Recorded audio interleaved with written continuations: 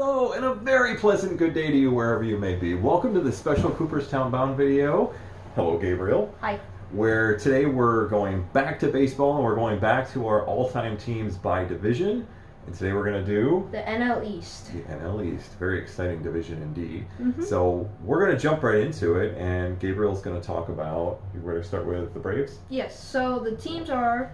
We're going to go in alphabetical order. We're going to do the Braves, the Marlins, the Mets, the Phillies, and the Nationals/Expos. Yep. Okay, so the Braves, one thing I have to say, there are two players that were very good that would have probably made it on these other teams if they had played for them. And you might be surprised, but Eddie Matthews did not make this list because someone else at third base replaced him. And Andrew Jones did not make this list because someone in center field replaced him, who was a star in one of our other videos. Okay, so starting off at catcher, there were a few options, but I ended up, it was between Joe Torre and Brian McCann, and I went with Brian McCann. He played for the Braves from 2005 to 2013, and he won 6 Silver Sluggers in his career, and he was a good hitter. He was an okay fielder. I just thought he was better than Joe Torre because he was a better hitter than Joe Torre.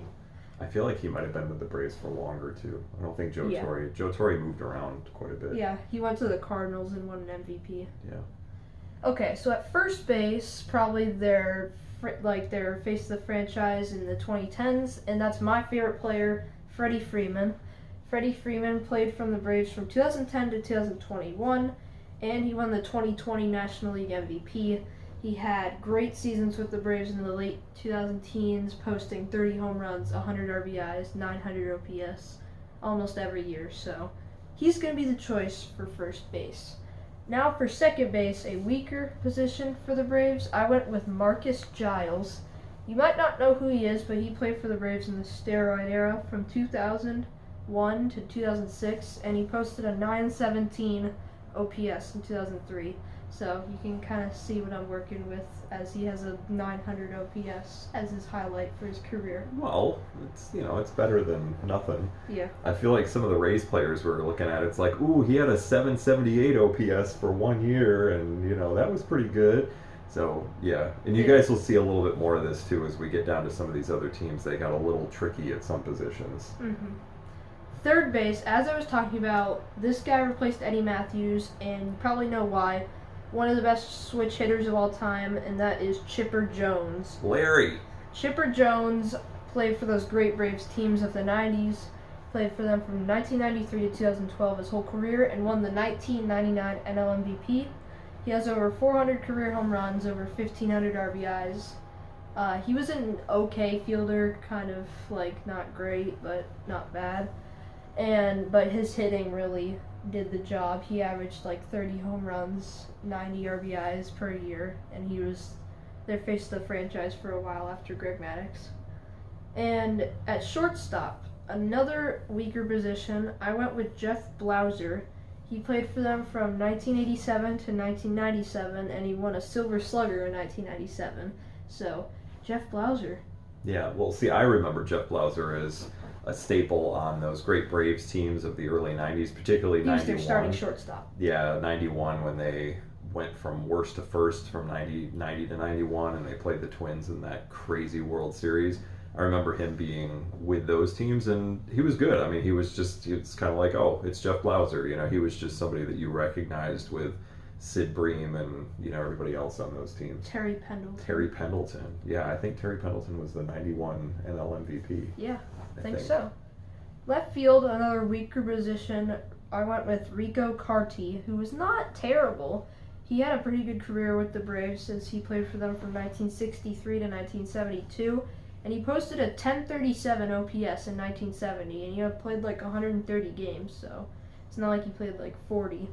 But he had an 880 OPS over those 10 seasons with the Braves, so he was not bad. Yeah, not bad, especially since he played in the pitcher's era Yeah. in the 60s and early 70s. Now for center field, Andrew Jones got beat by this guy. He was the main subject of one of our older videos, and that is Dale Murphy. He should be in the Hall of Fame. Yes, I don't know why he's be. not. He played for the Braves from 1976 to 1990, and he was a two-time MVP in 1982 and 1983. Yep. Not in the Hall of Fame. Yeah, and he had like an 840 career OPS. Over 400 career home runs? No, like 350, like 370. Like 370 something. Maybe 380. Yeah, but just great all-around hitter great fielder in a total pitcher's era at a time when it was like considered not extraordinary, but great if somebody had over like 25 home runs in a season. Yeah. Which sounds ridiculous. And he I think he won like 6 Gold Gloves. Yeah, great all-around player. Fight tool guy. Yes. Now in right field, probably the third best player of all time. It's pretty obvious. It's Hank Aaron, the best player in Braves history. Played for them from 1954 to 1974. And for Hank Aaron, we didn't just put one like single career highlight. We basically put them all. He won an MVP in 1957. He was a 25-time All-Star somehow. 25 times. Somehow, even though he played like 24 seasons.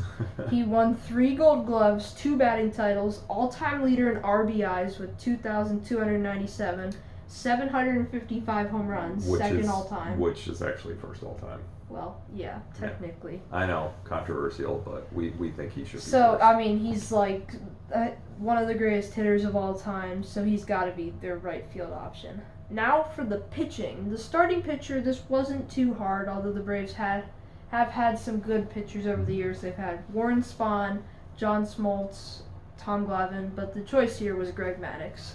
Greg Maddux pitched for the Braves from 1993 to 2003 and won 4 Cy Youngs. 3 of them were with the Braves, 1 was with the Cubs, but I mean, he posted like 2 ERAs every year, striking out like 160 batters and walking like no one.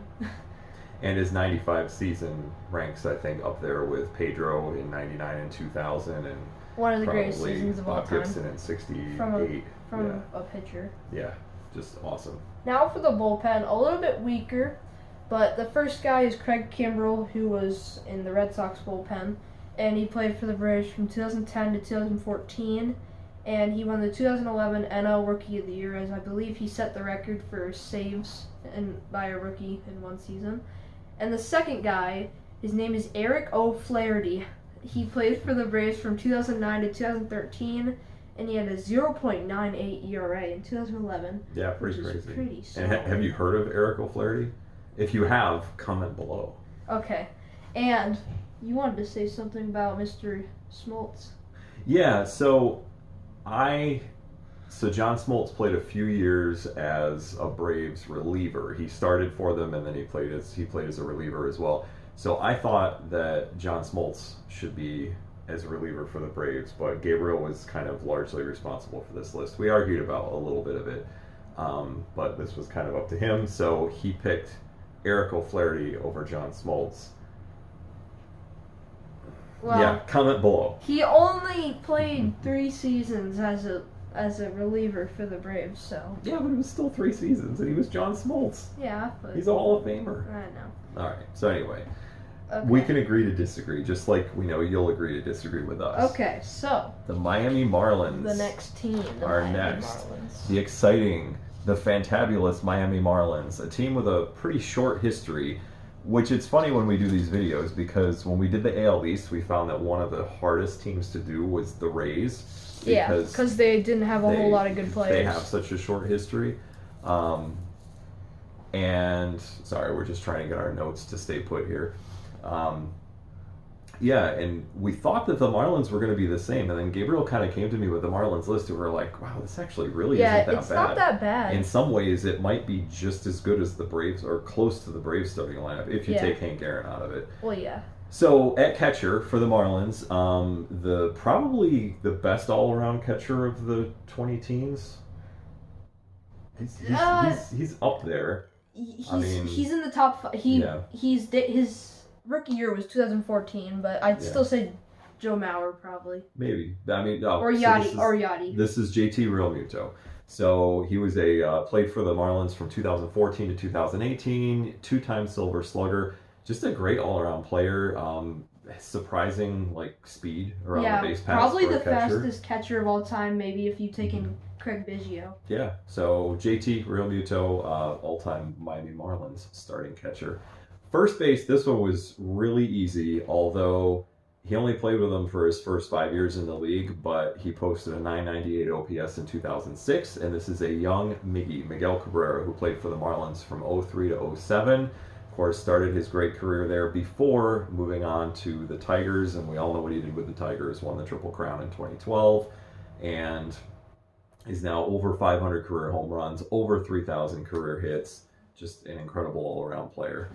So second base was one of those that was a little harder, although this guy actually was pretty good. Yeah, he also he might be more well known with the Braves, but honestly, he was better with the Marlins. 2010 Silver Slugger Dan Uggla, who played 5 years with the Marlins from '06 to 2010. Yeah, just a really solid kind of, I think good hard worker on the field, and it's just a solid overall player. Third base for the Marlins, and somebody that Gabriel and I had a chance to meet recently, which was pretty cool. He played for a bunch of teams in his career, including the Yankees at one point.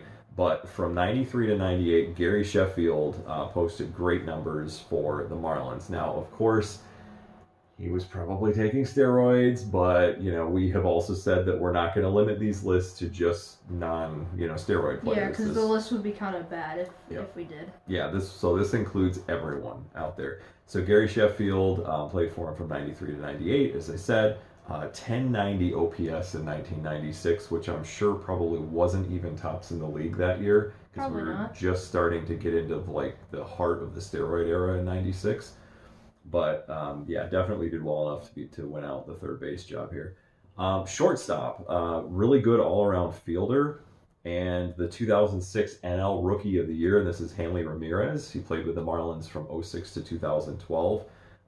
I remember him as having like a decent bat, but being more well known for his fielding. So did you have an opinion on him?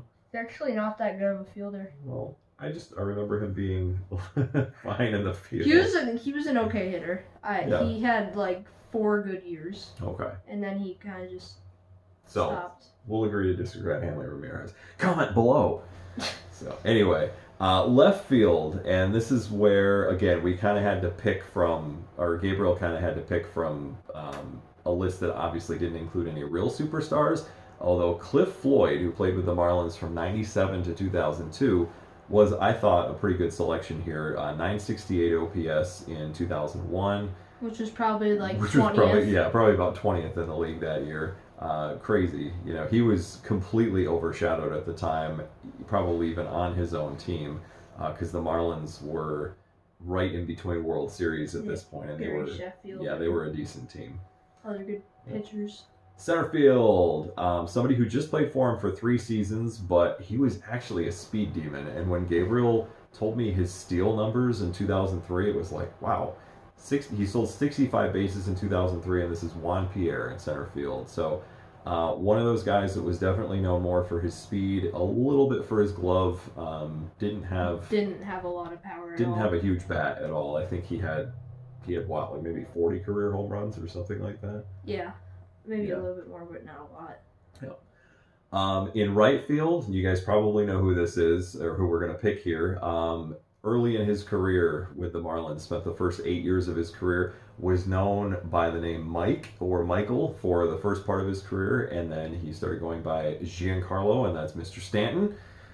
2010 to 2017 with the Marlins. He was the 2017 NL MVP, of course, hitting 59 home runs in 2017, which to this day, and we'll see if this works out this way after this season, is still the most home runs that Gabriel has ever seen anyone hit in a season in his lifetime, because you were born in 2009. Yep, so maybe, I'm pretty sure, Aaron Judge, at the day we're recording just hit his 53rd home run against the Rays. Yeah, so we're recording this on a Sunday, and just hit 53 in the top of the first today.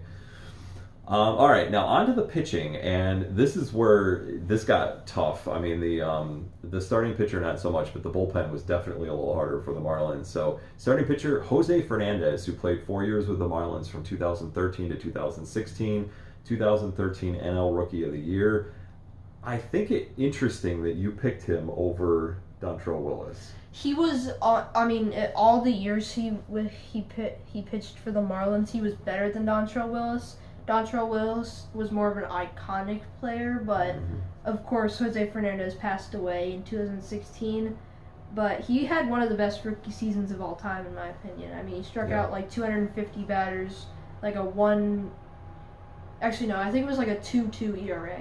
Yeah, and I felt like it was good for us to put him on here to kind of honor him and to also recognize, what he could have been as well. He was a great, great pitcher for the 4 years that he was with the Marlins, and obviously, as Gabriel said, tragically passing away in 2016. But so this is also just a little bit about, thinking about what he could have been as well. In the bullpen pitcher number 1, Rob Nen, who's somebody that I remember from the 90s, one of the great baseball names of all time, Rob Nen. 2 B's, 1 N. 93 to 97 with the Marlins, kind of as they were really in their infancy. But he was on that 97 World Series team. 35 saves in 96. Yeah, pretty good. So, yeah, pretty solid overall pitcher. He was a good kind of reliable guy out of the bullpen. And then somebody that we're familiar with because he actually played with our favorite team, the Rays. For like a season. Yeah, exactly, for about a minute and a half. Steve Cishek. Was with the Marlins from 2010 to 2015, and he had 39 saves in 2014. So we're going to mix it up a little bit now, and as you guys know in our videos, what we would normally do is now Gabriel would go on and do the next team, the Mets, but I have to admit I kind of begged him to do the Mets because I asked him if I could do the Mets because they were my original favorite team when I was a little kid. I was about 7, 8, 9 years old when I first started watching baseball, and it was right around the time that they won the World Series in '86. You might recognize a few of those names on this list, one in particular, and so I really just wanted to do the Mets. Actually, 2 in particular that were on that team. So starting catcher for the Mets could have gone. Actually, 3. Well, yeah. 1 pitcher in the bullpen. Yes, 3. Sorry. Yep. So. Catcher with the Mets. Could have gone Gary Carter here, except he kind of played with them a little bit later in his career, and yeah, he was a huge part of that '86 World Series team, but we just really couldn't overlook Mike Piazza.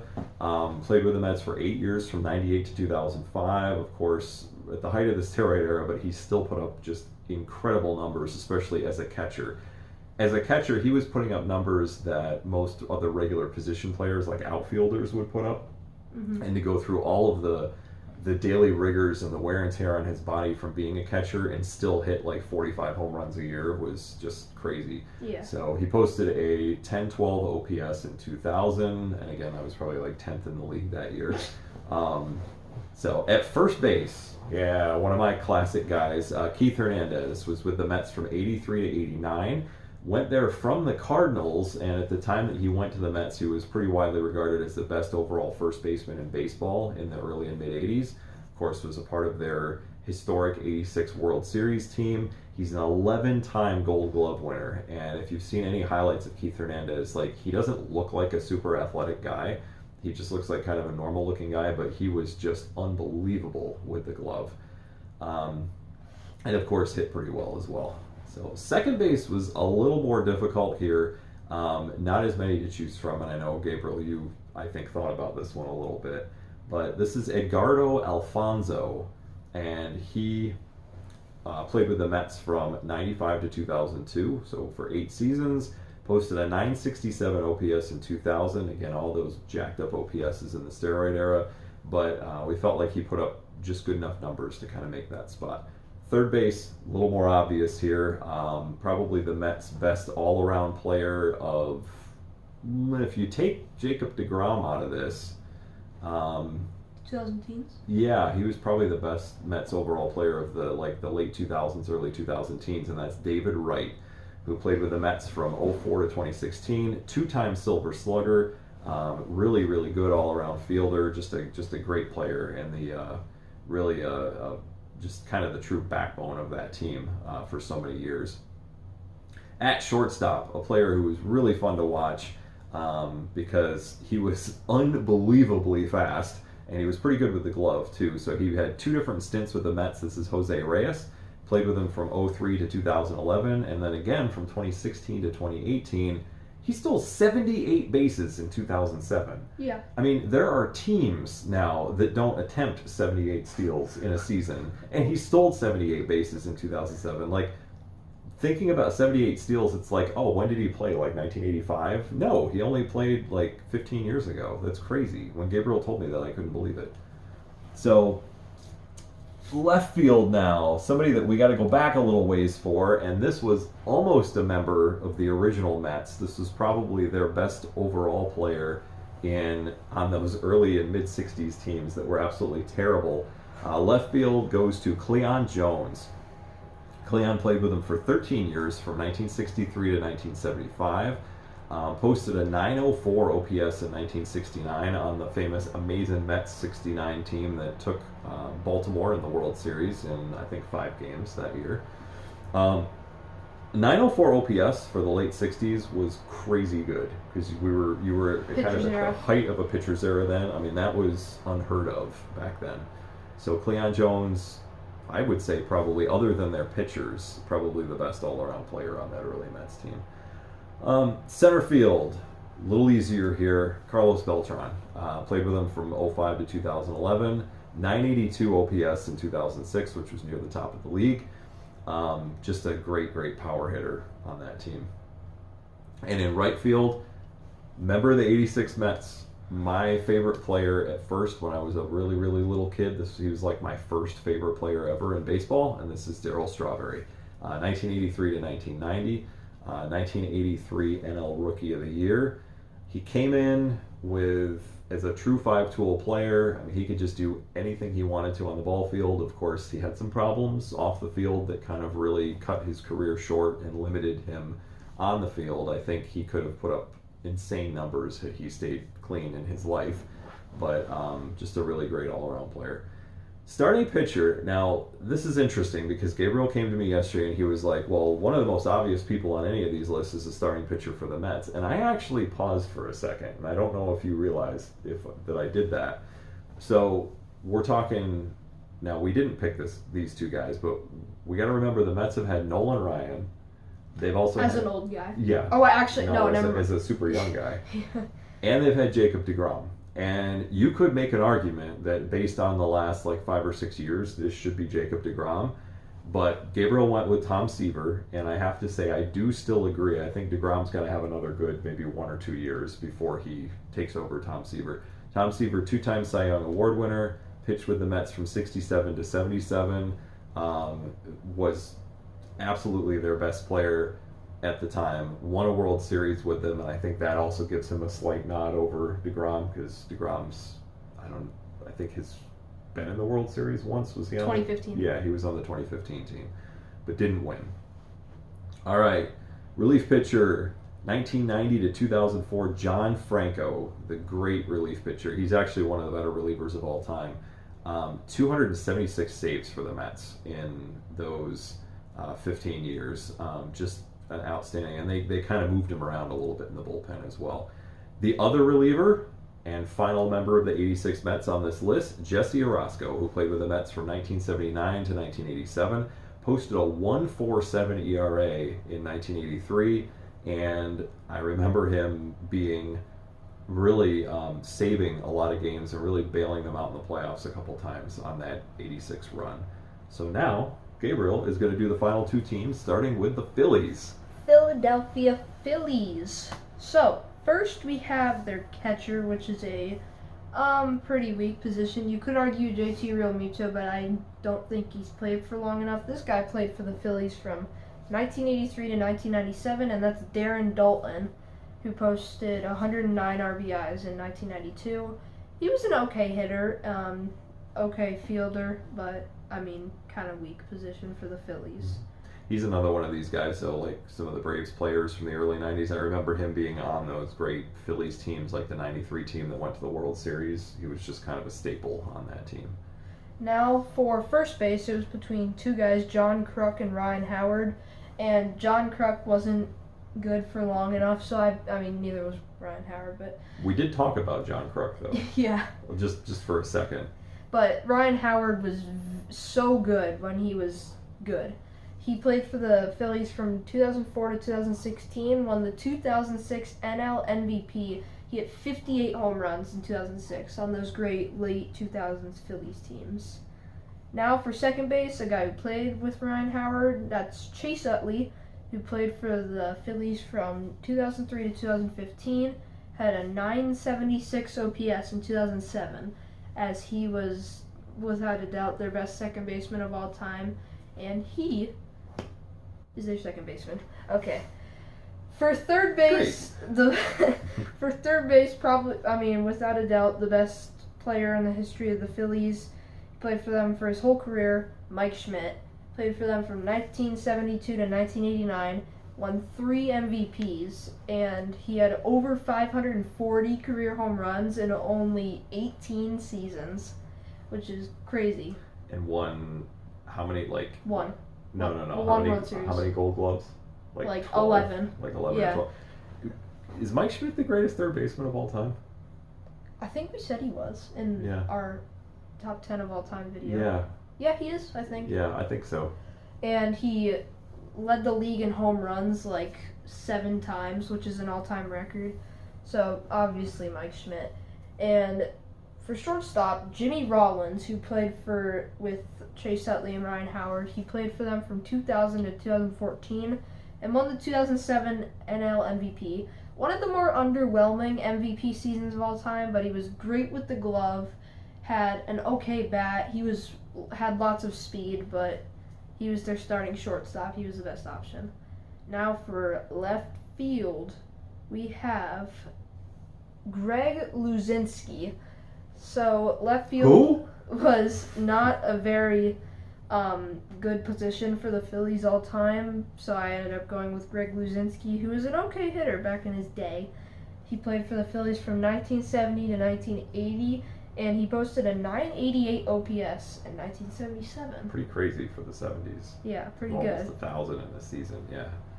Now for center field, pretty obvious. One of the best contact fielding players of all time, that's Richie Ashburn. Richie Ashburn played for the Phillies from 1948 to 1959 and posted a .350 batting average in 1958. He was a great contact hitter, had over 2,000 career hits, and was a great fielder as well. Now in right field, I was thinking Bryce Harper at first, but this guy was so crazy good at hitting, and I bet half the people that are watching this have never heard of him. Comment if you have heard of him. And he is a Hall of Famer. That is Chuck Klein, who played for the Phillies from 1928 to 1944 and won the 1932 NL MVP. And he was a crazy good hitter. I'm pretty sure he had an OPS over 1,000 that year, and so he was just that good. Mm-hmm. Now for the pitching. The starting pitcher was pretty obvious, although the Phillies have had some good other pitchers over the years. They've had Roy Halladay, Robin Roberts, but this guy's better. Steve Carlton, one of the best pitchers of all time. He played for the Phillies from 1972 to 1986 and won 4 Cy Youngs in his career. Had over 4,000 career strikeouts, struck out 300 batters a few times in his career, as he was a great pitcher. And I'm pretty sure, a crazy stat, the Phillies won 52 games in 1972. They were a terrible team, and he accounted for 27 of them. Yeah, insane. Yeah. Now, for the bullpen, their bullpen is very bad. Probably the worst bullpen out of any team. You think so? Yeah, looking at these names, Possibly. They might be.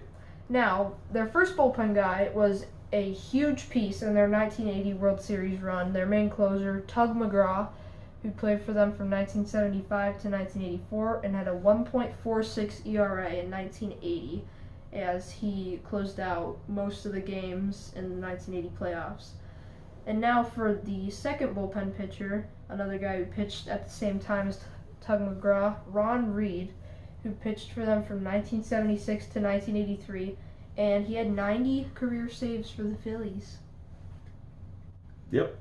No, good. Thrilling. No, good career. Okay. Less than thrilling, maybe. So that's the Phillies. Now for the last team, as this video is very long, probably already 40 minutes at this point. We're doing fine. Okay. If you're still awake, comment below. Okay.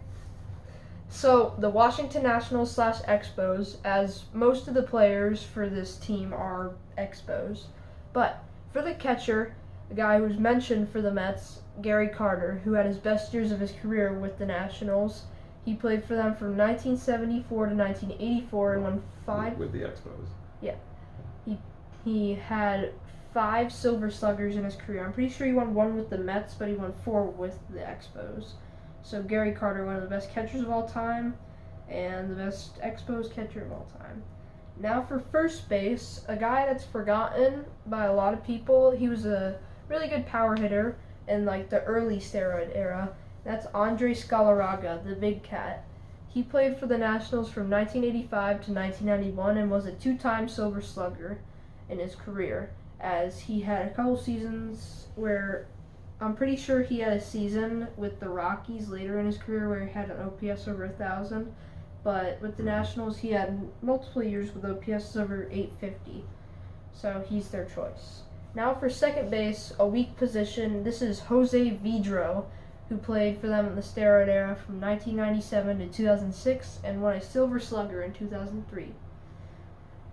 Now for third base, there were a few guys, but I ended up going with Ryan Zimmerman, who's basically the face of the Nationals franchise.